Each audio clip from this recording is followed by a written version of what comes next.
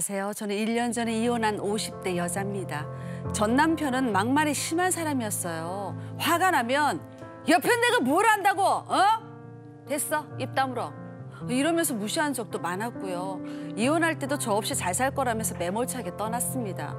그런데 한 6개월 전부터 자꾸 술만 먹으면 전화가 오는 거예요. 우연인 척 집 앞에 찾아오기도 하고 그러다 결국에는 우리 합칠래?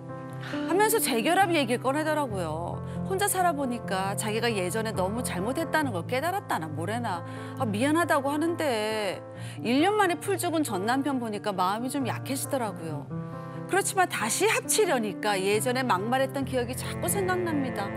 이대로 이 사람이랑 재결합을 해도 좋을까요?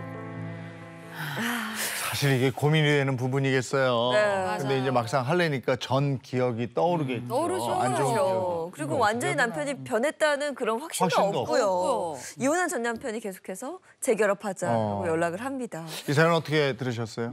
저는 이 노래를 좀 먼저 떠올렸는데요. 네. 할 땐 하더라도 하더라도 지금은 하지 마세요. 아, 그거구나. 너무 키가 낮다. 너무 낮았어요. 갱년기가 되니까 목소리가 낮아지네요. 네. 우리가 이제 여러 상황이 있죠. 우리가 어떤 아픔을 겪고 또 재결합을 할 수 있다면 그것도 나쁜 거라고 볼 수는 없어요. 근데 제가 지금 이렇게 보니까 이 남편이 아내와 함께했던 그 생활 동안에 보였던 그 이야기를 보니 첫째는 태도 문제가 있고요. 또 하나는 습관 문제가 있어요. 막말 얘기 나오는데 이 막말은 기본적으로 습관입니다. 그래서 우리가 지금은 후회하는 것 같지만 동일한 상황에 딱 들어가면 그냥 바로 또 나오게 되는 거거든요. 이런 걸 복귀라고 하는데 이런 복귀 상황이 생길 가능성이 굉장히 높고 또 지금 아내가 이혼을 하는 과정 얘기를 들어보니까 이혼도 남편 마음대로 하고요. 재결합도 지금 마음대로 하겠다고 하는 거거든요. 맞아요. 제가 볼 때 이거는 아내에 대한 기본적인 태도, 막말에 무시까지 들어가고 아내 의견도 그냥 없는 것처럼 생각하는 태도가 들어있기 때문에 이 부분에 대한 여러 변화가 있지 않는 한 이 재결합은 또 한 번의 이전 결혼이 반복될 가능성이 높다고 보기 때문에 이 부분에 대한 조정이 반드시 좀 필요할 거라고 봅니다. 전 상대를 무시하는 그런 말투 정말 싫거든요. 저도요. 맞아요. 뭐 옆에 내가 뭘 알아. 됐어, 입 다물어. 막 이런 것도 있잖아요. 이런 말만 봐도 언행을 봐도 알 수 있잖아요. 상대방은. 저라면 남편이 이렇게 돌아와서 다시 네. 합치자고 하면 그 있을 때 잘하지 하고 그럼요. 차버릴 것 같거든요. 근데 미운정이 무서운 게 지금 이 아내는 풀죽은 전 남편을 보니 마음이 좀 움직이는 거지. 맞아요. 이 보니까 이 아내가 착해요. 맞아. 마음이 약하고. 이 점이 아내의 큰 문제점이에요. 지금 얘기 들어보면 막말을 남편이 거의 평생에 걸쳐서 한 것 같은데 그럴 때마다 대들지도 않고 그 막말을 다 그냥 받았던 것 같아요. 물론 뭐 막말하는 그 사람의 입을 가서 틀어 막을 수는 없는 거죠.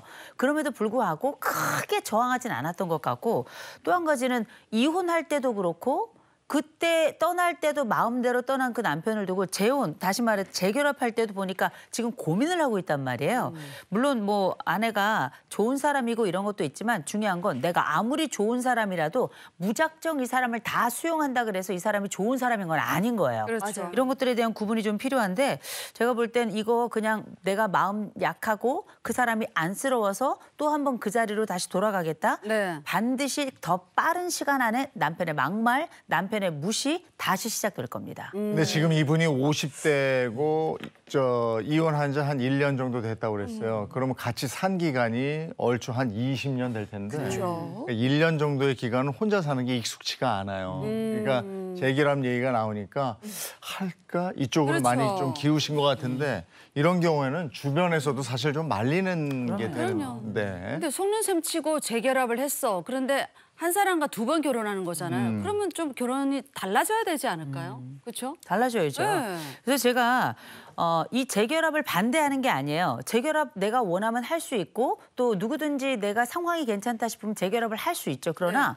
지금의 경우는 이 태도와 습관의 부분을 조정하지 않으면 사실 이 다시 재결합한다 하더라도 또 빠른 시간 안에 남편이 또 한 번 이혼을 얘기를 할 거예요. 그래서 제 생각엔 남편에게 좀 조건을 거셨으면 좋겠습니다. 저는 이 두 부부에게 제가 만약에 할 수 있는 조건을 걸어라 그러면 최소 10회 상담하라고 얘기할 거예요. 일주일에 한 번씩 부부 상담을 하는 건데 이건 최소 10회 상담이라고 말씀드렸어요. 이런 경우는 저 같으면 20회 상담까지도 가라고 이야기할 겁니다. 이 동안에 뭘 해야 되냐면 남편이 해야 될 것과 하지 말아야 될 것 확실하게 하고요. 또 아내가 해야 될 것과 하지 말아야 될 것을 확실하게 해야 될 거예요. 남편이 하지 말아야 될 건 선명하죠. 네. 이 아내에 대한 막말하는 그 그렇죠. 습관, 또 무시하는 그 태도에 대한 조정 필요할 거고요.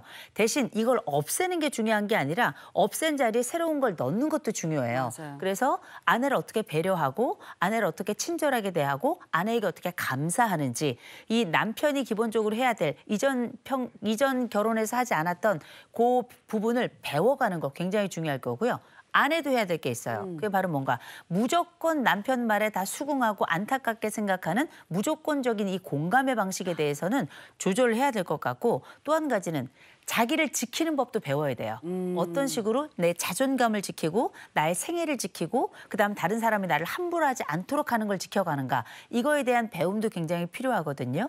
최소 10회 상담 할 수 있다면 20회의 상담의 조건을 걸고 남편이 해야 될 것과 하지 말아야 될 것 결정하시고 그거 배우도록 하고 아내도 내가 선택하지 말아야 될 것과 내 스스로가 결정해야 될 것들에 대해서 확연하게 배우는 과정을 마친 이후에 그 다음번에 재결합을 고려하시기 바랍니다.